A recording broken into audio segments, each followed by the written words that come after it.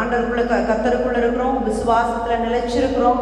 அதே போல் கர்த்தருடைய வார்த்தையில் நம்ம பலப்பட்டு இருக்கிறோம். இருந்தாலும் கூட இந்த உலகத்தில் நம்ம இருக்கும் பொழுது this planet is meant for என்ன சொல்கிறது, ஹர்ட். நம்மளை நம்மளுடைய இருதயத்தை முறித்து போடுவதாகவும் நம்மளுடைய இருதயத்தை உடைக்கிறதுக்குமே தான் பிசாசானவன் காத்து கொண்டே இருக்கிறான். அது அவனுடைய நோக்கம். நம்ம இந்த உலகத்தில் இருக்கும் பொழுது நமக்கு எதுவுமே வராது அப்படின்னு சொன்னாங்கன்னா அது தவறு. ஆனால் நம்ம மேற்கொள்கிற அதிகாரத்தை உடையவர்களாக இருக்கணுன்றதான் உண்மை. இது தெரியாமல் தான் நிறைய பேர் என்ன ஆகிடுறாங்க, நம்மளை ஆண்டவர் நம்மளுக்கு சொல்கிறாங்களே நம்ம நம்மளை எதுவுமே மேற்கொள்ளாது, நம்மளால் எதுவுமே நம்மளை தோற்கெடுக்க முடியாதுன்னு சொல்கிறாங்களே. ஆனால் ஏன் நம்மளுடைய வாழ்க்கையில் நம்ம துவண்டு போயிடுறோம், ஏன் நம்மளுடைய வாழ்க்கையில் எல்லாரும் கஷ்டப்படுத்துகிறாங்க துக்கப்படுத்துகிறாங்கன்னு சொல்லி எண்ணிகிட்டே தான் இருக்கும். ஆனால் அதான் உண்மை. ஏன்னா இந்த உலகத்தை ஆளுகிறவன் பிசாசு என்று வேதம் சொல்கிறது. அவனுடைய ஆட்சியில் நம்ம இருக்கிறோம். ஆனால் அவனை மேற்கொள்கிற அதிகாரத்தை தேவன் உங்களுக்கும் எனக்கும் கொடுத்துருக்கிறார். அதுதான் சத்தியம். அப்போ இதை அறியாமல் போய்விடும்போது நம்ம என்ன ஆகிடும், ஐயோ இந்த சூழ்நிலை வந்துருச்சே, இந்த சூழ்நிலை எனக்கு வரவே கூடாதே, எனக்கு இப்படி இருந்திருக்கவே கூடாதே அப்படின்னு சொல்லி நம்ம ஒரு தவறான ஒரு எண்ணத்துக்குள்ளே போய்டுறோம். பிசாசானவன் நம்மளை காட்டில் என்ன செய்வான், அவன் பிளான் பண்ணிகிட்டே தான் இருப்பான். ஆனால் அதை தினம் தினம் முறியடிக்கிற அதிகாரம் நமக்குள்ள தேவன் நம்மளை அதிகாரத்தை உள்ள பிள்ளையாகவும் அவருடைய சுவிகார புத்திரராகவும் தேவன் நம்மளை வைத்திருக்கிறார். இதுதான் சத்தியம். அப்படிப்பட்ட சூழ்நிலையில் நாம் நம்முடைய இருதயம் உடைந்து போகிறதா இருக்கிறது. உடைந்த இருதயமாய் நம்ம சில நேரம் காணப்படுகிறோம். அது எல்லாருக்கும் வரும், இல்லைன்னு சொல்ல முடியாது. எவ்வளோ நம்ம சாட்சியாக எவ்வளோ விசுவாசத்தில் இருக்கும் பொழுதும் நம்மளை எல்லாருமே நம்ம நல்லா பேசணும், நம்மளை எல்லாரும் நல்லபடியாக தான் நினைக்கணும் அப்படின்னு நினைக்கிறது தான் நம்மளுடைய டெண்டன்சி, நம்மளுடைய இருதயம். ஆனால் நம்மளை நினச்சிவாங்க தவறாய் பேசிக்கொண்டே இருப்பாங்க. அது எந்த சூழ்நிலையாகவும் இருக்கலாம். நம்ம விரும்பியது வராமல் இருக்கும் பொழுது நம்மளுடைய இருதயம் உடைந்து போயும் we become hurt. நம்ம அடிபட்டு போயிடுறோம், துவண்டு போயிடுறோம், நம்ம மனம் என்ன செஞ்சிருந்து உடைந்து போயிடுது. இப்படி மாறி மாறி நம்மளுடைய வாழ்க்கையில் நடந்து கொண்டே இருக்கிறது. ஆனால் ஆண்டவருக்கு ஏற்கனவே தெரியும் இதெல்லாம் உண்டு, இதெல்லாம் வாழ்க்கையில் உண்டு. நம்ம சொல்கிறதுக்கு முன்னாடி யாருக்கு தெரியும், தேவனுக்கு எல்லாமே தெரியும். அப்போ நம்ம நினைக்கிறோம், ஏன் இப்படிப்பட்ட ஒரு விஷயத்தை குறித்து சபையில் நம்ம பேசணும், இது ஒரு பெரிய விஷயமா, இது ஒரு பெரிய டாப்பிக்கா, ஆண்டு உடைந்து போன உள்ளத்தை எப்படி நம்ம மேற்கொள்ளணும், எதற்காக மேற்கொள்ளணும், இது ஒரு பெரிய டாப்பிக்காக நம்ம நினைக்கிறோம். ஏன் இதை நம்ம கண்டிப்பாக தெரிஞ்சுக்கொள்ளணும்னு சொன்னால், நாம் உடைந்து போகும் பொழுது நம்மளுடைய இலக்கிலிருந்து நம்ம டைவர்ட் ஆகிடும். தேவன் பரலோகத்தின் சித்தத்தை இந்த பூமியில செய்யறதுக்காக உங்களையும் எங்களையும் உண்டாக்கியிருக்கிறார். நம்மளுடைய நோக்கமே அதுதான். பரலோகத்தின் சித்தம் இந்த பூமியில செய்யப்படணும்னா தேவன் நம்மை பலுகி பெருகி பூமியை நிரப்பி சந்தோஷமாயிருந்து தேவனுடைய அலங்கார முடியா நம்ம இருக்கணும்ன்றதுதான் நம்முடைய நோக்கம். அப்ப நம்ம உடைந்து போகும் பொழுது என்ன ஆயிரும், there will be a shift in our goal. நம்ம தேவன் நம்ம வைத்திருக்கிற சித்தத்தை நாம் செய்ய முடியாமல் போகிறதுக்கு ஒரு ஷிஃப்டாக அந்த ஹர்ட் உருவாயிடும். ஒரு குழந்தை சந்தோஷமாக இருக்கும், என்னைக்கு நம்ம ஒரு அம்மாவோ அப்பாவோ யாரோ எந்த காரியத்துக்காகவோ ஏதோ திட்டோம் வச்சோன்னா உடைஞ்சு போயிடும், மனசு கஷ்டப்பட்டுருச்சுன்னா அந்த குழந்தை தேம்பி தேம்பி அழ ஆரம்பிச்சிடும். நம்ம அதை செய்ய வைக்க வேண்டிய விஷயத்தை செய்ய வைக்கவே முடியாது. நம்ம அது குழந்தைக்கு மட்டும் கிடையாது, நம்மளுடைய இருதயமும் அப்படி தான் இருக்கும். உடைந்து போன இருதயமாக நம்மளுடைய சோல். வேதம் ரொம்ப அழகாக சொல்லுது. நீங்கள் சங்கீதம் 147 சங்கீதம் 3ஆம் வசனத்தை வாசிச்சிங்கன்னா, நான் வாசிக்கிறேன். இருதயம் நொறுங்குண்டவர்களை குணமாக்குகிறார், அவர்களுடைய காயங்களை கட்டுகிறார். அப்போ இருதயம் நொறுங்குண்டவர்களை என்ன செய்கிறாராம், தேவன் குணமாக்குகிறார். நம்ம நினைக்கிறோம் என்னுடைய உடம்புல தான் பிரச்சனை இருக்குது, என்னுடைய காயங்களை தான் தேவன் கட்டுவார், என்னுடைய காயங்களை தான் சுகப்படுத்துவார் அப்படின்னு சொல்லி நம்ம ஃபிசிக்கலான விஷயத்தை மட்டுமே நினைக்கிறோம். கண்டிப்பாக தேவன் என்னுடைய பலவீனத்துக்காகவும் 2000 வருடங்களுக்கு முன்பாகவே சிலுவையில் எல்லாவற்றையும் செய்து முடித்தான்றதுல மாற்றமே கிடையாது. ஆனால் அதையும் தாண்டி ஒரு விஷயம் இருக்குது. நிறைய நேரங்களில் டாக்டர், சைக்காட்ரிக் டாக்டர் சொல்லுவாங்க, உங்களுக்கு ஒரு பிரச்சனையே உங்களுடைய மனசு தாங்க அப்படின்னு சொல்லுவாங்க. நீங்கள் மனசு சரியாயிடுச்சுன்னா உங்கள் உடம்பு சரியாக போயிடும் அப்படின்னு சொல்லுவாங்க. அப்ப இதை அவங்க சும்மா அவங்களா சொல்லலை, இது வேதத்தின் அறிவு தான். வேதம் அதை தான் சொல்லியிருக்குது. சங்கீதக்காரன் சொல்றாங்க, இருதயம் நொறுங்குண்டவர்களை குணமாக்குகிறார். He heals the broken heart அப்படின்னு வேதம் அழகாய் சொல்கிறது. ஏன் அவர் இருதயம் உடைந்தவர்களை குணப்படுத்தணும்? Why should he deliver? எதுக்காக அவங்களையும் விடுதலையாக்கணும்? ஏன் உடைந்த உள்ளமும் விடுதலையாக்கப்பட வேண்டும்? உடம்புல கண்ணில் பிரச்சனை இருக்கு, எனக்கு தலைவலி இருக்கு, என் தேவன் எனக்காக யாவற்றையும் செய்து முடித்திருக்கிறார், என் தேவன் எல்லாவற்றிற்காகவும் சிலுவையிலே தொங்கி இருக்கிறார், அவருடைய தழும்புகளால் நான் குணமாயிருக்கிறேன் அப்படின்னு உங்களுக்கு அப்ளை பண்ண தெரியும். அதான் நம்ம குழந்தைங்களுக்கும் சொல்லிக் கொடுப்போம், சொல்லுப்பா தழும்புகளால் குணமாயிருக்கிறோம்னு சொல்லியிருக்கிறோம்னு சொல்லிட்டு. ஆனால் அந்த இருதயம்ன்ற ஒரு விஷயம் இருக்கு பார்த்தீங்களா, சோல், இன்னர் மேன், அதை எப்படி பலப்படுத்துகிறது? ஏன் அது பலப்பட வேண்டும்? எதற்காக அந்த இருதயம், உடைந்த இருதயத்தை தேவன் குணமாக்க விரும்புகிறார்? ஏன்னா உடம்பை காட்டிலும் இருதயத்தோட நோக்கம், அதோட தன்மை ரொம்ப அதிகம். உடைஞ்சு போன இருதயத்தோட நீங்க எதையுமே செய்யவே முடியாது. இதனாலதான் சபையில இப்படிப்பட்ட விஷயங்களை நம்ம பேச வேண்டியதா இருக்கிறது. சும்மா பிளெயினா ஆண்டு எல்லாத்தையும் செஞ்சு முடிச்சிட்டா நம்ம சொல்லிடுறோம். ஆனா இப்படிப்பட்ட காரியங்களுக்கு யாருக்கு தெரியுமா வரும்? நம்ம நினைக்கிறோம் இதெல்லாம் சாதாரணமா பிலீவர்ஸ் தான் வரும்னு நினைக்கிறோம். அப்படிலாம் கிடையாது. மேல நிக்கிறாங்க பாத்தீங்களா, இங்க இருக்கிறவங்களுக்கு, ஆண்டவரை கற்றுக் கொடுக்கிறவங்களுக்கு பாத்தீங்கன்னா உடைந்து போய் நிற்கிறவர்களால் பல பேர் இருப்பாங்க. அது இப்போ உள்ள மீடியாஸ் அதெல்லாம் ரொம்பவே அதை என்கரேஜ் பண்ணுது. தேவையில்லை, ஏதாவது பிரச்சனையா எதிலையாவது போட்டு விட்டுற வேண்டிதான், ஏதாவது ஒரு பிரச்சனையா யாரையாவது எப்படியாவது சொல்லிடும். இப்படி எத்தனையோ விஷயங்கள் இருக்கிறது. குடும்ப வாழ்க்கையில் பார்த்தீங்கன்னா சில நேரங்களில் கணவன் மனைவிக்குள்ளேயே பார்த்தீங்கன்னா நம்முடைய எதிர்பார்ப்புகள் அதிகமாக இருக்கும். அந்த நேரத்தில் அது கிடைக்கும் இல்லை அப்படின்னு சொல்லும் பொழுது சிறு குழந்தையை போல அந்த கணவனும் மனைவி என்ன செஞ்சிருவாங்க, உடைந்து போகிற சூழ்நிலை நிறைய நேரத்தில் வரும். அப்போ அது யாரால் மட்டும்தான் கட்டப்பட முடியும்? மனுஷங்களால. ஒரு சில நேரங்களில் ஒரு மனுஷங்கள் நமக்காக உங்களுக்காக நாங்கள் இருக்கோம் அப்படின்னு சொல்லுவாங்க. சில நேரங்களில் நம்ம ஷேர் பண்ணிக்கவே முடியாத சிச்சுவேஷன்ஸ் வரும், யாருக்கிட்டையும் போக முடியாது. அப்படிப்பட்ட நேரங்களில் நாம் நோக்கி பார்க்க வேண்டிய ஒரே ஒரு விஷயம் என்ன? கர்த்தருடைய வார்த்தை. உடனே நம்ம எங்கே போகணும்? நம்ம ஷிஃப்ட் எங்கே ஆயிடணும்? ஆண்டோடைய வார்த்தைக்குள்ளே நம்ம போக ஆரம்பிக்கணும். ஆனால் நம்ம எங்கே போவோம்? நடந்த காரியத்துக்கு போவோம். நம்ம காயப்படுத்தினாங்க பார்த்தீங்களா, அவங்கக்கிட்ட போவோம். நம்மளுடைய எண்ணம் எங்கே போகும்? எப்போ என்ன நடந்துச்சோ அந்த இன்சிடென்ட்ஸ் தான் நம்ம மனசுக்குள்ளே திரும்பி திரும்பி திரும்பி திரும்பி வந்துட்டே இருக்கும். அது என்ன செய்யும்? உங்களுடைய இருதயத்தை மீண்டும் மீண்டுமா என்ன செய்யும்னா ஹர்ட் பண்ணிகிட்டே இருக்கும். அப்போ இப்படிப்பட்ட காரியங்கள் ஆசீர்வாதத்திற்கு தடை இல்லை. நீங்கள் உங்களுடைய இருதயம் ஹர்ட் ஆகிறனால தேவன் ஐயோ இவன் நொறுங்குண்டவனாக இருக்கான், அதனால நான் அவனை ஆசீர்வதிக்க மாட்டேன்னு என் தேவன் சொல்லவே மாட்டார். ஏன்னா அவர் ஆசீர்வதிப்பது மட்டுமே அவருக்கு விருப்பம். இஸ்ரவேலை ஆசீர்வதிப்பதே அவருடைய, அதில் மாற்றமே இல்லை. நம்ம ஆசீர்வாதத்திற்கு சொந்தக்காரங்க, நம் கானானுக்கு சொந்தக்காரங்க, நம் பாலும் தேனும் ஓடுகிற தேசத்துக்கு மட்டுமே சொந்தக்காரங்க. ஆனால் எது நமக்கு தடையாக இருக்கும்? இந்த உடைந்த உள்ளத்தினால நம்ம என்ன ஆயிடுவோம்னா நம்மளே இந்த ஆசீர்வாதத்திற்கு தடையாய் மாறிவிடுவோம். ஏன்? உடைந்து போன நொறுங்குண்ட உள்ளம் இருக்கும் பொழுது நம்ம என்ன செய்வோம்? ஆசீர்வாதத்தையும் தேவன் நமக்கு வைத்திருக்கிற அந்த ப்ராமிஸ்ட் லேண்ட், அந்த கானானை போய் பார்க்கிறத காட்டிலும் நம்ம என்ன செய்வோம்? அந்த இஸ்ரவேலில் எபிரேய மக்களா பார்வோன் ஜனத்தினால ஏற்பட்ட பிரச்சனைகளை தான் திரும்பி திரும்பி திரும்பி நம்ம எண்ணத்துக்குள்ள போட்டு கொண்டு போவோம். மோசே சிவந்த சமுத்திரத்துக்கு முன்பாக நிற்கும் பொழுது ஆசீர்வாதம் அவங்களுக்கு முன்பாக நின்றது. ஆனால் அந்த நேரத்தில் அவங்க என்ன செஞ்சாங்க?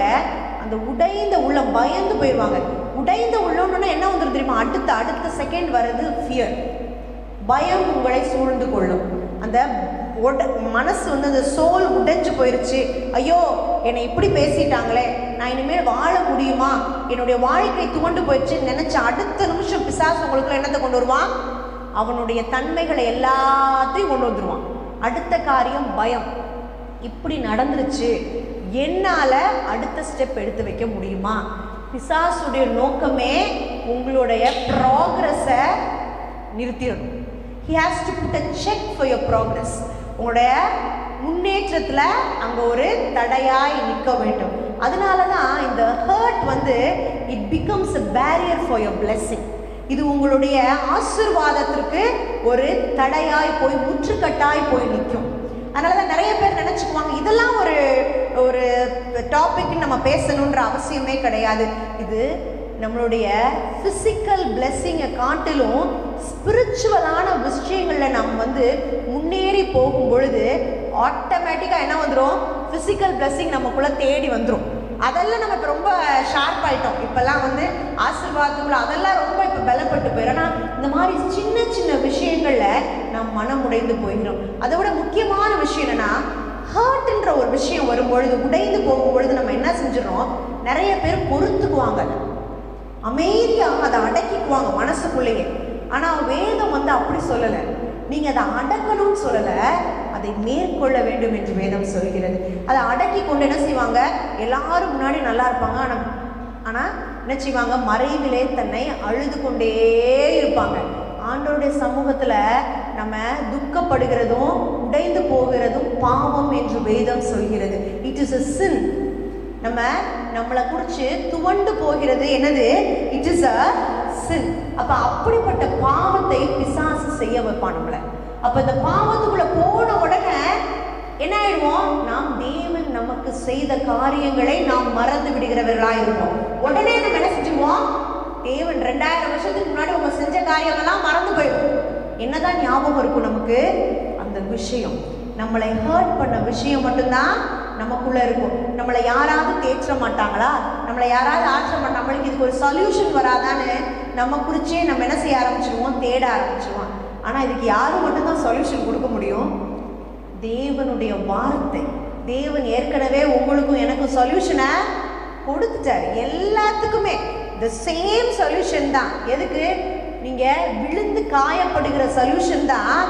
உங்கள் இருதயம் உடைக்கப்படும் பொழுதும் அதுக்குரிய சொல்யூஷன் தான். நம்ம என்ன செஞ்சிடும், காயப்படும் பொழுது, பலவீனமாக இருக்கும் பொழுது தேடுகிற விஷயத்த இப்படிப்பட்ட காரியத்தை தேட மாட்டோம்.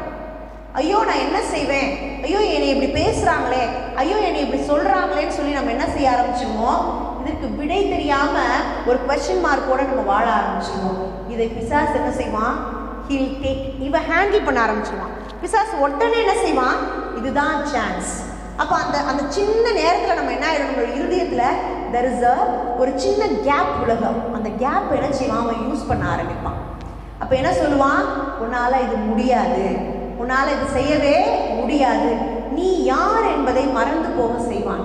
அதான் சொல்லுவேன், எப்பயுமே நான் சொல்லுவேன், ஏதேன் தோட்டத்தில் ஆதாமும் ஏவாளும் தேவன் அவர்களை அந்த பூமிக்கு சொந்தக்காரங்களாக வச்சிருந்தாரு, அதிகாரம் உள்ள மனுஷனாய் உண்டாக்கினார்.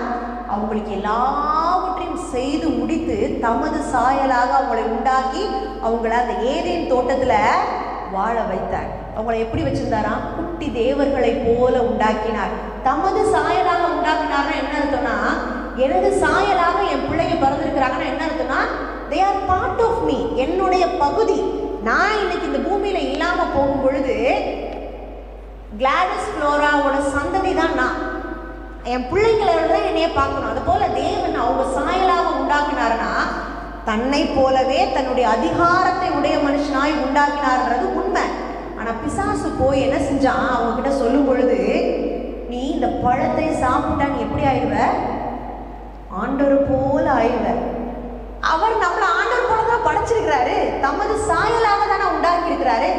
அதை அந்த ஒரு நொடியில அந்த பயம், அந்த ஒரு நொறுங்குண்டம், இது என்ன செஞ்சுட்டாங்க, ஐயோ ஆண்டவர் இதை சாப்பிடக்கூடாதுன்னு சொல்லி நம்மளை என்ன செஞ்சிட்டாரு, இதை டினை பண்ணி நம்மளை ஏமாத்திட்டாரோன்ற ஒரு ஹர்ட், நம்மளை ஏமாத்திட்டாங்களோன்னு மனுஷங்க நினைக்கும், நம்ம ஒரு மனசு தோண்டு போகிற மாதிரி அந்த ஒரு ஃபீலிங்கை பிசாசு அவங்களுக்குள்ள உண்டாக்கணும்னு என்ன செஞ்சிட்டாங்க, அவங்க யாருன்றதை மறந்து போயிட்டாங்க. அப்படிதான் நம்மளும் ஆயிடுவோம். ஐயோ உடைஞ்சு போனோம், ஐயோ இந்த காரியம் என்னால் செய்ய முடியலையே, இதில் நான் இழந்து போயிட்டேனே அப்படின்னு சொல்லி மனசில் ஒரு சின்ன ஸ்பார்க், ஐயோ என்னால் இந்த பிஸ்னஸ்க்கான பணத்தை என்னால் புரட்ட முடியலையே, என் பிள்ளைங்களுக்கு இந்த இடத்துல நான் படிக்க வைக்க முடியலையே, என்னோட பிள்ளைகளோட திருமண காரியத்தில் இதை செய்ய முடியலையே அப்படின்னு என்னுடைய இருதயம், என்னுடைய சோல் என்ன ஆகிடுமா, துவண்டு போயிடும். உடனே நம்ம என்ன ஆகிடுவோம், நான் யார் கிறிஸ்துவுக்குள் அப்படின்றத மறந்து போயிடுவோம். பிசாசானவன் அதை தான் ஏதேன் தோட்டத்தில் செஞ்சான். அவங்கள அவங்க சாப்பிட வச்சதுனால அவங்க பாவம் பண்ணலை, அவங்க யார் என்பதை மறந்து போனதுனால அவங்க பாவியாய் மாறினாங்க. அதுதான் உங்களை பழத்தை சாப்பிட வச்சுச்சு. பழம் சாப்பிட்டதுக்கு அப்புறமேட்டு இந்த எண்ணம் உருவாகலை. இந்த எண்ணம் உருவான பிறகுதான் அவங்க அந்த பழத்தை சாப்பிட்றாங்க. So sin did not come into the world just because of the eating of an apple. அந்த பழத்தை சாப்பிட்றனால பாவம் பிரவேசிக்கவில்லை. அவர்கள் யார் என்பதை மறந்து போனதுனால பாவம் இந்த உலகத்திலே பிரவேசித்தது. அதுதான் உண்மை. அதுதான் அப்ப நம்ம உடைந்து போன உடனே ஐயோ என்னால செய்ய முடியல, என்னோட பக்கத்து கேபின்ல இருக்கிறவன் அப்படி இருக்கானே, எதிர்த்த வீட்டில் இருக்கிறவன் இவ்வளோ பெரிய ஆசீர்வாதத்துக்கு சொந்தக்காரனா இருக்கிறானேன்ற ஒரு உடனே நம்ம என்ன ஆயிடுவோம், சே எனக்கு ரொம்ப கஷ்டமா இருக்கணும்னு நம்மளோட இருதயம் உடையும். உடனே என்ன ஆயிடும், நம்ம பேக் டு பெவிலியன் அப்படின்ற மாதிரி திரும்ப எதுக்கு போயிடுவோம், நம்மளுடைய பழைய எண்ணத்துக்கு. புதிய சிருஷ்டியா இருக்கிற மனுஷன் பழைய மனுஷனுடைய தன்மைக்குள்ள போய் என்ன செய்வான், என்னால் எதுவுமே செய்ய முடியாதோ அப்படின்ற தன்மைக்குள்ள போயிடுவான். இதைத்தான் பிசாசு உங்களையும் என்னையும் அப்படிக்குள்ள சூழ்நிலைக்குள்ள போகணுன்றதான் அவனுடைய விருப்பம். அதனாலதான் அவனுடைய இருதயத்தை என்ன செய்வான், பிசாசு உடைத்து கொண்டே இருப்பான். உங்களை யார் மூலமாவது ஹர்ட் பண்ணுவான். உங்களுடைய சூழ்நிலைகளை சொல்லி சொல்லி சொல்லி என்ன செய்வான், உங்களுடைய இருதயத்தை பாரப்பட செய்து கொண்டே இருப்பான். பாரப்படுறதுனால என்ன ஆக போகுது, சரி 2 நாள்ல சரியா போயிடும் அப்படின்னு நீங்க நினைப்போம். குழந்தைங்க அழுகும்போது நம்ம சொல்லுவோம்ல 2 நாள் அவன் அழுவான் சரியா போயிடும். ஆனா அது எப்படிப்பட்ட காரியத்துக்குள்ளெல்லாம் கொண்டு போய் விடுதான். இப்போ ஒரு சமீபத்தில் நான் ஒரு இதில் வாசித்தேன், ஒரு 5 வயசு குழந்தை 2 வயசு குழந்தைய கொண்டு போய் தண்ணிக்குள்ள தூக்கி போட்டுருச்சுன்னு சொல்லி நான் பார்த்தேன். தன்னோட சொந்த சிப்ளிங், சின்ன தங்கச்சியவோ தம்பியோ. அதுக்கு காரணம் அந்த குழந்தைகிட்ட சைக்காட்ரிக் பேசும்போது அந்த 5 வயசு குழந்தை சொல்லிச்சான், அந்த குழந்தைய பார்த்துட்டே இருக்கிறாங்க, என்னை யாருமே கவனிக்கலை, எங்கள் அம்மா என்னை விட்டுறாங்க, எனக்கு ரொம்ப கவலையாக இருக்குது, என் மனசே கஷ்டமாக இருக்குன்னு சொல்லிச்சான். அப்போ அந்த மனசுன்ற ஒரு விஷயம் 5 வயசு குழந்தைக்கு தெரியுது. அப்போ எப்படிப்பட்ட பிரச்சனை இந்த இருதயம் நொறுங்குண்டு போகும்போது பிசாசு உருவாக்குவான். நம்ம எல்லாம் பிளைனா என்ன சத்தியத்தை சொல்லி கொடுக்குறாங்க, நொறுங்குண்டு இதயத்தை தேவன் தேற்றுகிறார் ஆற்றுகிறார். கண்டிப்பா தேவன் ஆற்றுகிறவராக இருக்கிறார், தேற்றுகிறவராக இருக்கிறார். ஆனா எல்லாத்தையும் தேவன் சிலுவையிலே உங்களுக்காக எனக்காய் செய்து முடித்து விட்டார். உங்களுடைய துக்கத்துக்காகவும் உங்களுடைய துயரத்துக்காகவும் எல்லாத்தையும் செஞ்சுட்டார். ஆனா அதை எடுத்துக்கொள்கிறது யார் தான், நீங்களும் நானும் தான். அந்த பகுதி யாருக்கிட்ட இருக்கு, உங்ககிட்டையும் என்கிட்டையும் தான் இருக்கு. அதை தான் ஆண்டவர் விரும்புகிறார். ஐயோ என் பிள்ளை உடைஞ்சு போயிட்டேன்னு சொல்லி கவலைக்குள்ள திருப்பி என்ன செய்யறான், இழந்து போனதுக்குள்ள போயிடுறானே, போன எல்லாத்துக்குள்ளேயும் திரும்பி போயிடுறானே. தேவன் என்ன செய்வாரு, அவரால் அவ்வளவுதான் வருத்தப்பட முடியுமே தவிரால திரும்பி அவர் இறங்கி வரணுன்றது அவருடைய நோக்கமே கிடையாது.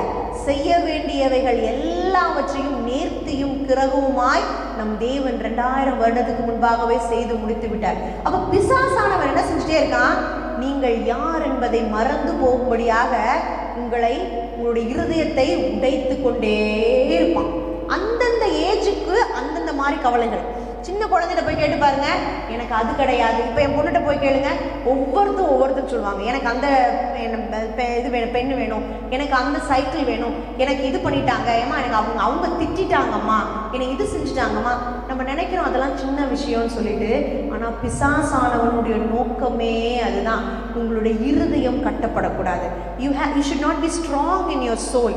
நீங்கள் உங்களுடைய ஆவியில் பலப்பற்றக்கூடாது. அப்போ என்ன ஆகிடும், அந்த ஆவிக்குரிய ஆசீர்வாதமாகிய பலத்தில் நீங்கள் இருக்கும் பொழுது இந்த பூமியின் ஆசீர்வாதத்திற்கு நீங்கள் என்ன செய்வீங்க, ஈஸியாக எல்லாத்தையும் பெற்றுக்கொள்ளுவீங்க.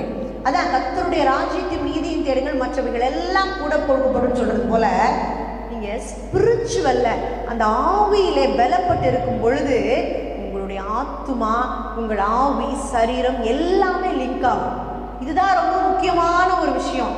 அந்த ஆத்துமாவிலே பிசாசு என்ன செய்வான், உங்களை தோற்று போனவனாய் காட்டிக்கொண்டே இருப்பான். நீ இழந்து போயிட்ட, நீ ஒன்றும் இல்லை, உன்னால செய்ய முடியாது. இதைத்தான் ஏவாள்கிட்டையா அன்னைக்கு சொன்னான், உன்னால செய்ய முடியாது, நீ ஆண்டவரை மாதிரி இல்லை, நீ ஆண்டவரை மாதிரி ஆகணும்னா என்ன செய்யணும், இதை சாப்பிடணும் அப்படின்னு சொல்லி. இன்னைக்கு உங்களை என்ன செய்வான் பிசாசு, உன்னால இதை செய்ய முடியாது, நீ என்ன செய்ய போற, நீ என்ன பண்ண போற. அப்ப நம்ம என்ன செஞ்சிருவோம், என்னுடைய சொந்த பிரயாசத்துல நான் ஒரு காரியத்தை செய்ய போவேன். நம்மளுடைய சொந்த பிரயாசம் என்றது என்ன, நியாயப்பிரமாணம் மாதிரி நானே ஒன்றை செஞ்சு அதுக்கு ஒரு ரிடம்ஷன், அதுக்கு ஒரு முடிவு தேடுகிறது. ஒரு மனிதனாலும் எதையும் கூட்டவும் குறைக்கவும் முடியவே முடியாது. உங்களுடைய சுய சித்தத்தினாலே, உங்களுடைய பிரயாசத்தினாலே உங்களால் இந்த பூமியிலே எதையுமே செய்து முடிக்க முடியாது. தேவன் சிலுவையிலே செய்த காரியம் மட்டும்தான் உங்களை ஆசீர்வாதத்திற்குள்ளே கொண்டு போகும். ஆசீர்வாதம்ன்றது ஒண்ணுமே இல்லை.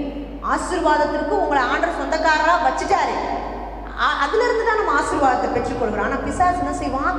உங்களுடைய ஆசீர்வாதத்தை நீங்க தான் போய் எடுத்து நீங்க தான் கஷ்டப்பட்டு போராடி செய்யறது போல ஒரு ஒரு இமேஜ், ஒரு தப்பான ஒரு மிரேஜை காட்டிகிட்டே இருப்பான். ஒரு காணல் நீரை போல உங்களுடைய ஆசீர்வாதத்தை தள்ளிக்கொண்டே போவான். உங்களுடைய இருதயத்தை நொறுக்கி நொறுக்கி என்ன செய்வான்? ஐயோ உன்னால் இதை செய்ய முடியாது, நீ இது பண்ண முடியுமா, ஐயோ நீ அசிங்கமாக இருக்க, உனக்கு திருமணம் நடக்குமா இப்படின்னு சொல்லி பேசுவான். அப்போ உங்களுடைய அந்த அழகில்லாத ஒரு பெண், ஒரு அந்த ஐயோ நான் அழகிலேன்னு சொல்லி துவண்டு போய் உடைந்து போகிற பெண் அவள் அழகில்லாததுனால வருத்தப்படுறது கிடையாது. அவள் அழகில்லையேன்னு சொல்லி பிறர் சொல்வதை கேட்டு ஹர்ட்டாரால கவலைப்படுறான். அவள் அழகில்லைன்றது யார் அவளுக்கு சொன்னது? பிறர் அதை சொல்லி சொல்லி சொல்லி சொல்லி அவனுக்குள்ள பிசாசு என்ன செய்வான்? இன்ஜெக்ட் பண்ணுவான். நீ இப்படிதான், அவனால் செய்ய முடியாது, நீ அசிங்கமாக இருக்க, அவன் பாரு எப்படி இருக்கான், நீ கருப்பாக இருக்க அப்படின்னு சொல்லி என்ன செய்வான்? பிறருக்குள்ளிருந்து உங்களை துவண்டு போக செய்து கொண்டே இருப்பது பிசாசுடைய நோக்கம். நீங்க நீதிமொழிகள் 18ஆம் அதிகாரம் 14வது வசனத்தை வாசிச்சீங்கன்னா வேதம் இப்படி சொல்லுகிறது. அவர் முறிந்த ஆவியை பற்றி பேசுகிறார். அதாவது புரோக்கன் ஸ்பிரிட் அப்படின்னே வேதம் சொல்லுகிறது.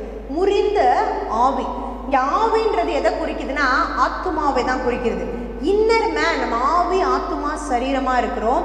அந்த ஆவின்ற இன்னர் மேனுக்குள்ள நீங்க புதிய சிருஷ்டியாக இருக்கும் பொழுது ஆவியானவர் உங்களுக்குள்ள பிரவேசித்து வாழ்ந்து கொண்டே இருப்பார். ஆனால் அடுத்த ரெண்டு இருக்கு பார்த்தீங்களா? ஆத்துமா சரீரம்ன்ற ஒன்று. அந்த ஆத்துமாவை தான் இந்த ஆவின்னு சொல்லுகிறது. அந்த ஆவி கிடையாது. அது கர்த்தரோடு தந்த தீபமாக இருக்கிறது. அதுக்குள்ளே யார் இருக்கா? ஆவியானவர் இருந்து பேசிக்கொண்டே இருப்பார். ஆனால் இந்த ஆவின்றது இன்னர் மேன், அந்த ஆத்துமான்ற ஒரு விஷயம் இருக்குது பார்த்தீங்களா? அந்த ஆத்துமாவை பிசாசு டச் பண்ணிகிட்டே இருப்பான். எப்படி? காது, கண்ணு, இதன் மூலமாக நீங்கள் நெகட்டிவான விஷயங்களை கேட்டுக்கொண்டே இருக்க வைப்பான். கேட்க கேட்க கேட்க என்ன ஆகும்? உங்கள் மனசு பாரப்பட்டு கொண்டே இருக்கும். பாரப்பட பாரப்பட என்ன ஆகும்? உடைந்து கொண்டே இருக்கும். உடைய உடைய என்ன ஆகும்? நீங்கள் அதுக்கு சொல்யூஷனை நீங்களே தேட ஆரம்பிப்பீங்க. யாராவது என்னை தேற்ற மாட்டாங்களா? யாராவது என்னை ஆற்ற மாட்டாங்களா? எனக்காக இதை செய்ய மாட்டாங்களா? என்னை ரெண்டு வார்த்தை அசிங்கமாக இருக்கேன்னு ஒருத்தவங்க சொல்லியிருப்பாங்க. அந்த பெண் என்ன ஏங்குவா? யாராவது என்னை நீ அழகா இருக்கியான்னு சொல்ல மாட்டாங்களான்னு ஒரு ஏக்கம் இருக்கும். இப்படிதான் நம்ம யாருக்கிட்ட இருந்து எதிர்பார்க்க கூடாதோ அவங்க கிட்ட இருந்து நம்ம விஷயங்களை எதிர்பார்ப்போம். மனுஷங்க கிட்ட இருந்து நம்ம எதிர்பார்க்க ஆரம்பிப்போம். ஆனா ஒரு நாளும் மனுஷங்க மூலமா உங்களால என்ன செய்ய முடியாது? அந்த நீங்க விரும்புகிற காரியத்தை பெற்றுக்கொள்ளவே முடியாது. தேவன் மட்டுமே உங்களுடைய ஆசீர்வாதத்திற்கு சொந்தக்காரராக இருக்கிறார். தேவன் மட்டுமே உங்களுக்கு பரிகாரியாக இருக்கிறார். தேவன் மட்டுமே உங்களுடைய இருதயத்தை கட்டுகிறவராக இருக்கிறார். இப்போ நீதிமொழிகள் 18ஆம் அதிகாரம் 14வது வசனத்தை பார்ப்போம். மனுஷனுடைய ஆவி அவன் பலவீனத்தை தாங்கும், முறிந்த ஆவி யாரால் தாங்கக்கூடும்? வேதம் கரெக்டாக சொல்லுது. மனுஷனுடைய ஆவி அவன் பலவீனத்தை தாங்கும். இந்த ஆவி எதை குறிக்கிறது? ஆவியானவர் சொல்றேன் பார்த்தீங்களா? அந்த ஆவியானவர், அந்த ஆவி என்ன செய்யுமா? மனுஷனுடைய ஆவி அவன் பலவீனத்தை தாங்கும். நம்ம கர்த்தருக்குள்ள இருக்கும் பொழுது தேவனுடைய ஆவி நமக்குள்ள பிரவேசிக்குது இல்லையா? அது என்ன செய்யுமா? நம்மளுடைய பலவீனத்தை தாங்கு. என்ன ஒரு பிரச்சனை வந்தாலும் நம்ம கர்த்தருக்குள்ள பலப்பட்டு இருக்கும் பொழுது இந்த ஆவியானவர் நமக்குள்ள இருந்து பலப்பட்டு என்ன செய்வார்? நம்ம பலவீனத்தை தாங்குவார். என்ன பலவீனம் வந்தாலும் பார்த்தீங்கன்னா சில நேரம் பயப்படவே மாட்டாங்க. என்ன வந்தால் என்னங்க நான் ஃபேஸ் பண்ணுறேங்க அப்படின்வாங்க. ஆனால் முறிஞ்சு போயிடும் பார்த்தீங்களா அந்த ஆவி. சில நேரம் அந்த ஆத்துமாக்குள்ள பிசாசு பிரவேசித்து உங்களை என்ன செய்வான்?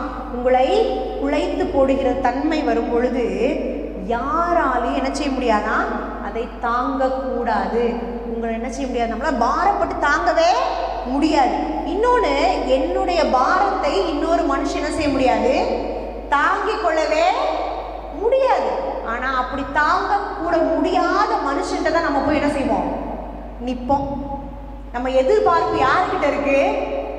என்னை போல பாடுள்ள ஒரு மனுஷனுக்கிட்ட தான் என்னுடைய எதிர்பார்ப்பு இருக்கு. அவங்க யாரு தான்? அவங்களுக்குள்ளே எப்படிப்பட்ட எண்ணங்கள் இருக்கும்? பிசாசு அவர்களையும் என்ன செய்வான்? அவங்க எண்ணத்துக்குள்ள பிரவேசிப்பான். ஆண்டவர் உண்டாக்கும் பொழுது எல்லா மனுஷனையும் அவருடைய சாயல்ல தான் உண்டாக்குனார். அதுல மாற்றமே கிடையாது. ஆனாலும் பிசாசானவன் என்ன செய்வானா, அவங்கள தனக்கென்று பிரயோஜனப்படுத்தி கொள்ளுவான், அவங்கள யூஸ் பண்ணி கொள்ளுவான். ஏவாள் என்ன செஞ்சா, பழத்தை சாப்பிட்டா.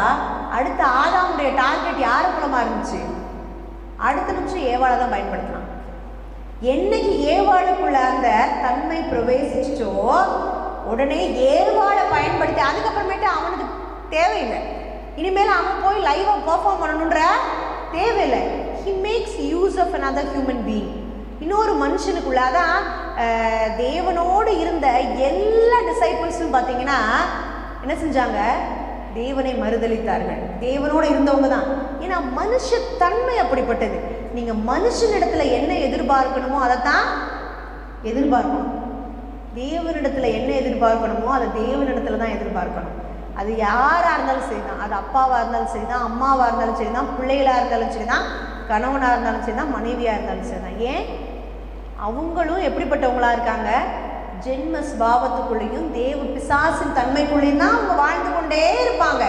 இதுல இருந்து நம்ம மீண்டு ஒவ்வொரு நாளும் நம்ம புதுப்பிக்கப்படணும் தான் நம்ம சபைக்கு வந்து கொண்டு இருக்கிறோம்.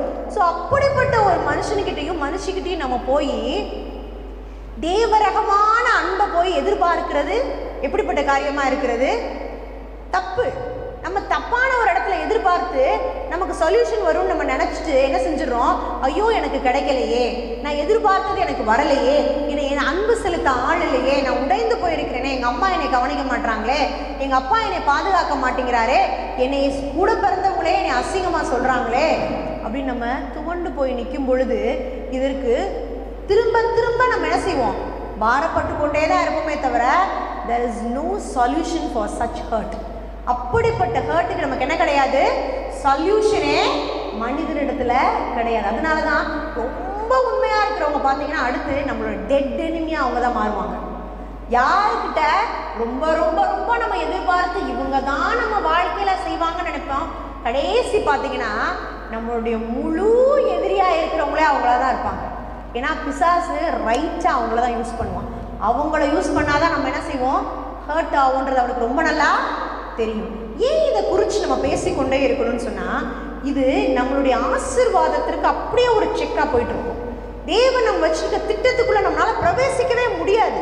அப்படியே நம்ம போயிட்டே இருப்போம், தேவன் என்னை இப்படிதான் வச்சிருக்கிறார், தேவனுடைய திட்டத்துக்குள்ள இருக்கிறேன், நான் விசுவாசியா இருக்கிறேன், நான் விசுவாசிக்கிறேன், தேவனின் பரலோகத்தின் ஆசீர்வாதத்துக்கு நான் சொந்தக்காரனா இருக்கிறேன், என்னை தேவன் வைத்திருக்கிறார், அவருடைய ராஜ்யத்திற்கு என்று வைத்திருக்கிறார், இந்த பூமியில எல்லாவற்றையும் செய்ய எனக்கு பலன் உண்டு, நான் அதிகாரியா இருக்கிறேன் அப்படின்னு சொல்லி ஒரு ஃபுல் ஸ்விங்ல நம்ம போயிட்டே இருப்போம். இப்ப நிறைய பேர் அந்த விசுவாச வாழ்க்கையில தெளிவா போயிட்டு தான் இருக்கிறாங்க. ஆனா இப்படிப்பட்ட ஒரு விஷயம் வரும்போது என்ன ஆயிடுவாங்க தெரியுமா, டக்குன்னு வார்த்தையை விட ஆரம்பிப்பாங்க. பார்த்துருக்கீங்களா? நெகட்டிவா அப்படிப்பட்ட மனுஷங்களை நெகட்டிவா பேசுவாங்க. நான் நிறைய இடத்துல பார்த்துட்டேன். நிறைய ஊழியக்காரங்களுக்குள்ள கூட பெரிய பெரிய இதுல இருக்கிறவங்க கூட அவ்வளோ சத்தியத்தை பேசுவாங்க. யாரோ உங்களை தவறா சொல்லிட்டாலோ ஏதோ செஞ்சுட்டாலோ கவுண்டராக்ட் பண்ணணும்னு நினைக்கிறாங்க. அவங்க சொன்னதுக்கு அவங்களுக்குள்ள இருந்து பேசுறது யாரு, பிசாசானவன் அவங்கள பேச வச்சுட்டு இருக்கான், நமக்கு விரோதமா பேசணும்னு. ஆனால் அதை முறிஞ்சு போய் கவலைப்படுறதுனால என்ன பண்ணுறோம், நம்ம போய் அவங்களுக்கு போய் கவுண்டராக்ட் பண்ணுறோம். என்னமோ அவன் சொன்னது கரெக்ட் மாதிரி நம்ம என்ன செய்யறோம், அதை எடுத்து ஐயோ இப்படி பேசிட்டாங்க, இதற்கு இதுதான் பதில், இது தப்பு, அது ரைட்டுன்னு சொல்லி நம்ம என்ன செய்யறோம், பிசாசானவன்கிட்ட போய் தோற்று போன பிசாசுகிட்ட போய் நம்ம நிற்கணுன்ற ஒரு சூழ்நிலைக்குள்ள நம்ம போயிடுறோம். அவனோட போய் நம்ம சண்டை போட்டுக்கிட்டு இருக்கோம். he is nothing, he is no more, அவனுக்கு ஒண்ணுமே கிடையாது. அவனை நம்ம இன்சிக்னிஃபிகண்டா வைக்கணும். ஏய் நீ தோற்று போனவன், உனக்கு நான் பதில் சொல்லணுன்ற அவசியம் எனக்கு கிடையாது. நீ என்னை உடைக்க உடைக்க நான் என்ன செய்வேன், வார்த்தையிலே கட்டப்பட்டு கொண்டே இருப்பேன், நான் ஆவியிலே பலப்பட்டு கொண்டே இருப்பேன். நீ என்னை ஆவியிலே பலவீனமாய் மாற்ற மாட்டேன். நான் என்ன செய்வேன், ஆவியிலே நான் பலப்பட்டு கொண்டே இருப்பேன்ற ஒரு அவனுக்கு முன்னாடி நம்ம என்ன செய்யணும், ஒரு சாட்சியா நிற்கிறோம். அந்த ஹார்ட்டை நம்ம என்ன செஞ்சிடும், கேரி பண்ணிட்டே போயிடுறோம். அதை எடுத்துக்கொண்டே நம்ம போறோம். நான் என்ன சொல்லுவோம், அவன் என்னை திட்டான், ஆனால் நான் பதில் சொல்ல மாட்டேன். ஆனால் நான் என்ன செய்வேன், என் மனசுக்குள்ளேயே வச்சு குமுறிக்கிட்டே இருப்போம். அதனால என்ன ஆகும், நான் என்ன செய்ய முடியாது, ரைட்டாக திங்க் பண்ண முடியாது. டெசிஷன் மேக்கிங்கில் தப்பு விழும். என்னால் கரெக்டான டெசிஷன் எடுக்கவே முடியாது. எப்படிப்பட்டவங்களா இருந்தாலும் சரிதான். அந்த ஹர்ட்னு வரும்போது என்ன ஆயிரும், நமக்கு கோபம் மட்டும்தான் வரும். கோபம் வரத்தான் செய்யும், அதில் மாற்றமே கிடையாது. வராதுலாம் சொல்ல முடியாது, வரும். வந்து நம்ம என்ன செய்கிறோம், அதை ரியாக்ட் பண்ணவே நமக்கு தெரியறது இல்லை. ஒன்று கோபப்பட்டு அவங்க சொன்னதுக்கு எதிர்த்து நம்ம எல்லாம் சொல்கிறோமே தவிர அந்த இடத்துல நம்மளால் நியாயப்படுத்தவே முடியாது. கரெக்டாக நம்ம எந்த வார்த்தையை சொல்லணுன்றதை அங்கே மறந்து போயிடும். Because we carry the hurt. அந்த ஹர்ட்டை தான் கேரி பண்ணுறோமே தவிர தேவனுடைய வார்த்தை இதை மேற்கொள்ள எனக்கு என்ன வச்சிருக்குன்றத நம்ம மறந்து போயிடும்.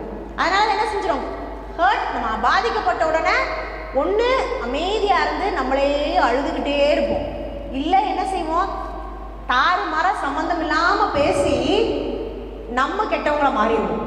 ஆனால் அந்த நேரத்தில் கர்த்தருடைய வார்த்தையிலும் நான் யார் என்பதை ஒரு நிமிஷம் நினச்சி பார்க்கணும். அவன் என்னை அப்படி பேசிட்டானா அது நானா? நான் யாரு? வேதம் என்னை யார் என்று சொல்கிறதோ அதுதான் நான். வேதம் என்னை என்ன சொல்லுது, நீ உன்னை தேவன் அவருடைய கண்மணியாய் வைத்திருக்கிறார் என்று வேதம் சொல்கிறது. அவருடைய கையிலே உன்னை வரைந்திருக்கிறார் என்று வேதம் சொல்கிறது. உன்னை ராஜாக்களும் ராஜாத்திகளுமாய் வைத்திருக்கிறேன் என்று சொல்கிறது. நான் உன்னை எனது சாயலாக உண்டாக்கியிருக்கேன் வேதம் சொல்கிறது. வேதம் என்னை அவருடைய சுபிகார புத்திரராக வைத்திருக்கிறார் என்று சொல்கிறது. வேதம் என்னை ஐஸ்வர்யவானாய் வைத்திருக்கிறோம் என்று சொல்கிறது. வேதம் நான் பிறருக்கு ஆசீர்வாதமாய் இருப்பேன் என்று சொல்கிறது. வேதம் என்னை அதிகாரம் உள்ளவனாய் நீ இருப்பாய் என்று சொல்கிறது. வேதம் என்ன சொல்கிறது, நீ மரித்தாலும் பிழைப்பாய். அப்படின்னா என்ன அர்த்தம், தேவன் வரும்பொழுது என்னை திரும்ப நித்தியத்துக்கு கொண்டு போறதுக்கு தகுதி உள்ளவனாய் வைத்திருக்கிறேன் என்று வேதம் சொல்கிறது. நான் இந்த பூமியிலே ஆசீர்வாதத்தை கொண்டு நிரம்பி வழிகிற ஆசீர்வாதத்துக்கு சொந்தக்காரன் என்று வேதம் சொல்கிறது. இதை அந்த நேரத்தில் நம்ம என்ன செஞ்சுவோம், மறந்து போயிடுவோம். நம்ம என்ன செய்வோம், ஒன்று ஒழிச்சு கொள்வோம், நம்மளை மறைத்து கொள்வோம், இல்லைன்னா தப்பான ஒரு இடத்துல போய் எதிர்பார்ப்போம், இல்லைன்னா என்ன செய்வோம், தவறான காரியங்களை தப்பாக பேசிடுவோம். இந்த மூணுமே பிசாசு எதிர்பார்க்கிற விஷயம். இதை நம்ம கரெக்டாக செய்வோம். ஆனால் அந்த நேரத்தில் நான் யாருன்றதை தெரிஞ்சோன்னா அங்கே என்ன வரும், தைரியம் வரும். அங்கே என்ன வரும், போல்ட்னஸ் வரும். அந்த இடத்துல நம்ம என்ன செய்வோம், திட்டவட்டமாக பேசுவோம். நீங்கள் என்னை குறித்து சொல்கிற காரியம் உண்மை இல்லை, இந்த உலகம் என்னை குறித்து சொல்கிற காரியம் உண்மை கிடையாது. நான் இந்த உலகத்துக்கு உரியவன் அல்ல, பரலோகத்துக்கு சொந்தக்காரன். ஆனால் இந்த உலகத்தை ஆழ்கிற தன்மையை கொண்டவனாய் என் தேவன் என்னை வைத்திருக்கிறார். அதனால் பிசாசே, நீ எனக்கு கொண்டு வர்ற காரணத்துக்கு நான் சொந்தக்காரன் அல்ல என்ன சொல்லி பிசாசு என்ன செய்வோம், அந்த இடத்துலையே விரட்டுகிற அதிகாரத்தை நாம் கொண்டவர்களாக இருக்கணும். அப்போ தான் சில நேரங்களில் சில நம்மளை பேசி ரொம்ப சந்தோஷப்படுவாங்க. எதுக்குன்னா நக்கல் பண்ணி பயங்கர சினிக்கலாக இருப்பாங்க. அந்த நேரத்தில் நம்ம என்ன செஞ்சுருவோம், கவலைப்பட்டு போனோன்னா அங்கே அவனுக்கு பயங்கர பூஸ்ட் ஆகிடும். ஆனால் நீங்கள் என்ன செய்யணும், அப்படிப்பட்ட துக்கமான சூழ்நிலையிலே வேதம் என்ன சொல்கிறது, மகிழ்ந்து களி கூறுங்கள் என்று சொல்கிறது. இப்படித்தான் உங்களுக்கு முன்னாடி வந்த நிறைய பரிசுத்தவான்களை செய்தார்கள் என்று வேதம் சொல்கிறது. அப்படின்னா என்ன அர்த்தம், ஆபிரகாம் ஈசாக்கு யாக்கோபின் தேவன் நம்மளுடைய தேவன். ஆபிரகாம் ஈசாக்கு யாக்கோபு, ஏன் கிறிஸ்து இயேசுவை கூட அப்படிதான் ரொம்ப நக்கலாக பேசினாங்க. அப்போ நீங்கள் துக்கிச்சு போனீங்கன்னா என்ன ஆயிரும், அங்கே பெரிய செலிப்ரேஷன் ஆகிடும், எங்க பாதாளத்தில். ஆனால் நீங்கள் சந்தோஷப்பட்டு அப்படித்தான் பேசுவான். ஏன்னா என்னுடைய ஆசீர்வாதத்தை அவனால் தாங்க முடியலங்க, அவன் அப்படித்தாங்க பேசுவான் அப்படின்னு சொல்லி நீங்கள் அவங்க முன்னால களி கூர்ந்து பாருங்க, கம்பீரமாக நின்று பாருங்க. ஏய், நீ சொல்கிறதெல்லாம் எனக்கு சொந்தம் இல்லைங்க, நான் ஆசீர்வாதம் எனக்கு பேருங்க. நான் கொஞ்ச நாளில் பாரு நான் எப்படிப்பட்ட ஆசீர்வாதத்தை நான் ஆவிக்குரிய கண்களில் பார்த்துட்டேன். நீ சீக்கிரம் எதில் பார்ப்ப, உன்னோட கண்களில் பார்க்க ஆண்டவர் வைக்க போறாருன்னு சொல்லி அந்த இடத்துல களி கூர்ந்து பாருங்களேன். வெட்கப்பட்டு போவான். பிசாசு விரும்புகிற காரியம் நீ கவலைப்படணும்னு. ஆனால் நம்ம என்ன செய்யணும், அவனை அசிங்கப்படுத்தணும். பிசாசு என்ன சொல்லணும், தினம் தினம் தினம் மேற்கொண்டு கொண்டே இருக்கணும். சில நேரங்களில் நமக்கு நல்ல ஒரு ஃப்ரெண்ட்ஸு, நல்ல ஒரு லைஃப் பார்ட்னரோ, நல்ல ஒரு சூழ்நிலை அமையும் பொழுது நம்ம அவங்களோட சேர்ந்து நம்மளால் வாழ முடியும். சில நேரங்களில் எந்த ஒரு சூழ்நிலையுமே இல்லாத ஒரு நிலைமை வரும். நமக்கு யாருமே இல்லை, ஒரு இடத்துல ஒரு வேலையில் இருக்கலாம், இல்லை அந்த நேரத்தில் யாருமே, அந்த நேரத்தில் நம்ம தான் ரியாக்ட் பண்ண வேண்டிய சூழ்நிலை வரும். அந்த நேரத்தில் நம்ம என்ன செஞ்சிடக்கூடாது, ஐயோ எனக்காக பரிந்து பேச யாரும் இல்லையே அப்படின்னு சொல்லி என்ன செஞ்சிடக்கூடாது, காத்துக்கிட்டு இருக்கணுன்ற அவசியமே இல்லை. அவனவன் தன் தன் விசுவாசத்தினாலதான் பிழைப்பான். You should know to operate the word of God. கர்த்தருடைய வார்த்தையை பயன்படுத்த தெரிந்தவர்களாக இருக்க வேண்டும். You should know how to make use of the power of weapon. இங்கே ஆயுதமாக இருக்கிறது, சர்வாயுதமாக இருக்கிறது நம்மளுடைய வார்த்தை. அதை கொண்டு பிசாசின் தலையை தினம் தினம் தினம் நொறுக்கி நொறுக்கி நொறுக்கி நீ தோற்று போனவன், நீ ஒன்றுமில்லை, என்னுடைய இருதயத்தை நொறுக்க நீ தகுதியற்றவனா இருக்க. சிலுவையில என் தேவன், எல்லாரும் சொல்லுவாங்க சிலுவையில அவர் வெளியரங்கமான கோலமாய் தொங்கி பாவமாய் இருந்தார். அந்த அப்படிப்பட்ட சீனை நீங்க பார்க்க கூடாது. You should see a scene of celebration. என்ன மாதிரி ஒரு சீனை பார்க்கணும்? சிலுவையில பிசாச வெளியரங்கமாய் ஆக்குவதற்காக என் தேவன் சிலுவையிலே வெளியரங்கமாய் தொங்கினார். அப்படிப்பட்ட சீனை உங்க மனசுக்குள்ள கொண்டு வரணும். அதுதான் பிசாசி அங்க ஹர்ட் பண்ண ட்ரை பண்ணான். உலகத்தின் பாவத்தை அங்க கொண்டு போய் வச்சதுனால ஏசப்பா துவண்டு போயிடுவாரு, அவர் மனம் கசந்து போயிடுவாருன்னு பிசாசு நினைச்சான். ஆனா தேவன் என்ன செஞ்சாரு? அதை முறியடித்து, இது எனக்கு கொடுக்கப்பட்ட நோக்கம், இந்த பூமியின் மனுக்குலத்தை காப்பாற்றுறதுக்காக நாங்கள் சிலுவையில நான் வெளியரங்கமா தொங்கல, உன்னை வெளியரங்கமான கோலமாக்குவதற்காக தொங்கிருக்கேன்னு சொல்லி அவர் மனம் உடைந்தவரா இல்லாம என்ன செஞ்சாரு? மனதை தைரியமாய் வைத்துக்கொண்டு அங்க தொங்கி தன்னுடைய ஜீவனை கொடுத்ததின் காரணமா என்னாச்சு?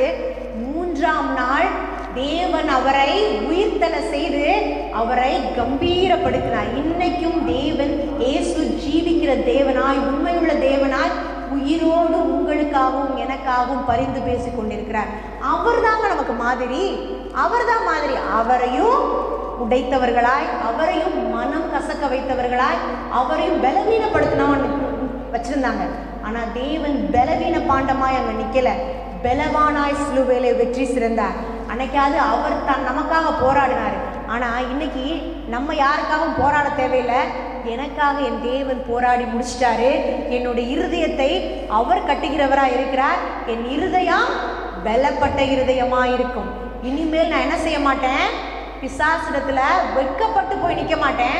பிசாசை வெட்கப்படுத்துகிற இருதயமா என்னுடைய இருதயம் இருக்கும்னு சொல்லி நம்ம ஒவ்வொரு நாளும் நம்ம தினத்தை ஆரம்பிச்சோம்னா தான் அன்றைய தினத்தை சந்தோஷமா முடிக்க முடியும். ஏன்னா தினம் தினம் தினம் ஒவ்வொரு காரியத்தினாலையும் பிசாசு துவண்டு போக செஞ்சு கொண்டே இருப்பான்.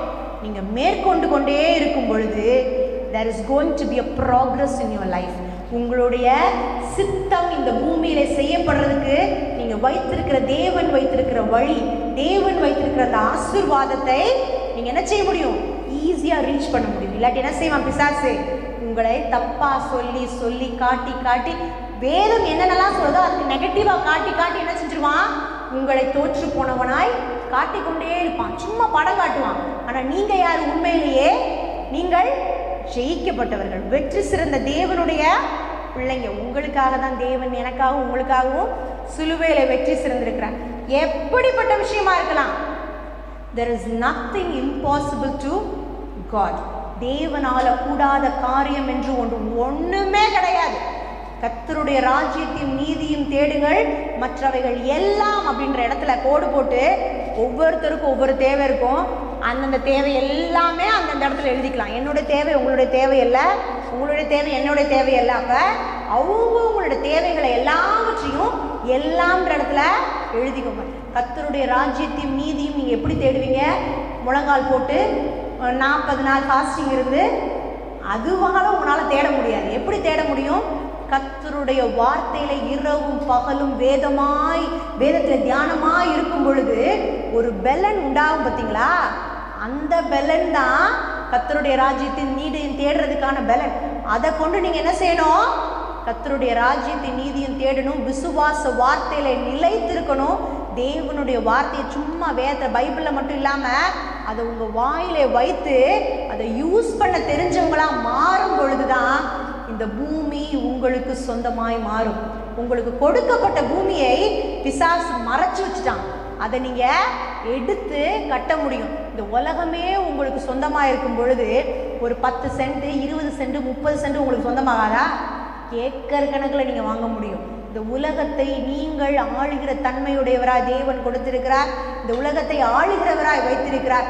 இனியும் நீங்கள் உடைந்த உள்ளமாய் அல்லாமல் நீங்க பலத்துல எழும்பி நிற்கிற ஸ்ட்ராங்கான ஹார்ட் உள்ளவங்களா இருங்க. ஏன்னா இருதயத்திற்குள்ளே தேவன் வாசம் செய்கிறார். ஆவியானவர் உங்களுக்குள்ளே இருக்கிறார். ஆவியானவர் சொல்றதுக்கு மட்டும் கேளுங்க. ஆவியானவர் ஒரு பக்கம் சொல்வாரு, நீ பலவான். ஆனா பிசாசு என்ன செய்வான்? இங்க காதுல கழுத்துல கேட்கறத வச்சு, ஐயோ எனக்கு கழுத்து வலிக்குதே, எனக்கு கழுத்துல ஸ்பாண்டிலிசிஸ் வந்துருச்சோ, அது வந்து இதை நீங்க கேட்கறதுக்கு உங்களுடைய காதுகளை கொடுக்காதீங்க. உங்களுடைய இருதயத்தை நீங்க திறந்து வைங்க. உங்க இருதயத்தை காதா பாருங்க. உங்க காதெல்லாம் மூடி வச்சுக்கோங்க. தேவையானதுக்கு மட்டும் யூஸ் பண்ணுங்க. இதுக்கெல்லாம் மூடி வச்சிருங்க. உங்களுடைய இருதயத்தை திறந்து கொடுங்க. கர்த்தருடைய வார்த்தையை உங்களுடைய இருதயத்திலையும் வாயிலையும் நிரப்புங்க.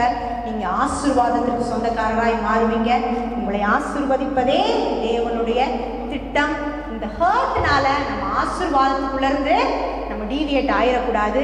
பிசாசு 1000 சொல்லுவான், நீ கஷ்டத்துக்கு தான் உண்டாயிருக்க. நீங்க கிறிஸ்தவர்கள் ஐயோ போராடி கஷ்டப்பட்டு, உங்களுடைய போராட்டத்தினால நீங்க எதையுமே பெற முடியாது. தேவன் எனக்கு சிலுவையிலே செய்த காரியம் எனக்கு ஆசீர்வாதத்தை கொண்டு வந்திருக்குது. தேவன் சிலுவையிலே எனக்கு செய்த காரியம் எனக்கு ஐஸ்வர்யத்தை கொண்டு வந்திருக்கு.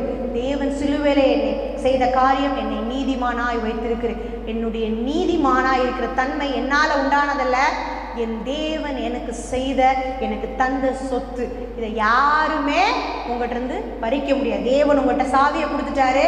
இதை திறக்கவும் பூட்டவும் அதிகாரம் உங்களுக்கு இருக்கிறது. அதை திறக்கிறவர்களாய் ஆசீர்வாதத்தை பெற்றுக்கொள்கிறவர்களாய் மாறி இந்த பூமியை நீங்கள் சுதந்திரீங்கள் என்று சொல்லி நான் முடிச்சுக்கிறேன். இப்போ கர்த்தரை நோக்கி நம்ம பார்ப்போம். நம்ம கண்களை மூடி கர்த்தரை நோக்கி பார்ப்போம். கர்த்தாவே, இந்த நல்ல நாளை நீ கொடுத்ததற்காக நன்றி தகப்பனே. அப்பா, நீ என்னை கொண்டு பேச விரும்பியதை நீ பேசியிருக்கிறேன் நான் விசுவாசிக்கிறேன். அப்பா, நீ நொறுங்குண்ட இருதயத்தை நீ தேற்றுகிறவராக இருக்கிறீர் தகப்பனே. அப்பா, எங்களை உடைக்கிறதை பிசாசு தன்மையாய் வைத்திருக்கிறார் தகப்பனே. ஆனால் நீரோ எங்களுடைய இருதயத்தை நிரம்பி வழிய செய்கிறவராக இருக்கிறீர். அப்பா, எங்களுடைய இருதயத்தை நீங்கள் ஆசீர்வாதத்தினால் நிரப்பி இருக்கிறேன். எங்களுடைய இருதயத்தை சந்தோஷத்தினால் நிரப்பி இருக்கிறேன். எங்களுடைய இருதயத்தை ஆசீர்வாதத்தினால் நிரப்பி இருக்கிறேன். சமாதானத்தினால் நிரப்பி இருக்கிறேன் தகப்பனே. அப்பா, எங்களுடைய ஆசீர்வாதத்தின் கோலுக்கு தடையாக இருக்கிற எந்த விஷயமும் அதை நாங்கள் பிசாசாய் பார்க்கிறோம். பிசாசை உன்னை நஸ்ரனாக இயேசுவின் நாமத்தினால கட்டிந்து அப்புறப்படுத்துகிறேன். அப்படிப்பட்ட இருதயத்தோடு வந்தவர்களை நீங்க கட்டுங்க தகப்பனே. உங்களுடைய வார்த்தையை பலப்படட்டும். அவங்களை பலப்பட்டவர்களாக இங்கே கடந்து செல்லும் பொழுது அவங்களை சந்தோஷமாய் நான் இந்த பூமியிலே எல்லாவற்றையும் செய்ய அதிகாரம் உள்ளவன் என்பதை அறிந்து கொண்டு செல்ல உதவி செய்யுங்க. துதி கன மகிமையெல்லாம் உமக்கே செலுத்துகிறேன். இயேசுவின் இன்ப நாமத்தில் ஜெபிக்கிறேன் ஜீவன் நல்ல பிதாவே. ஆமென்.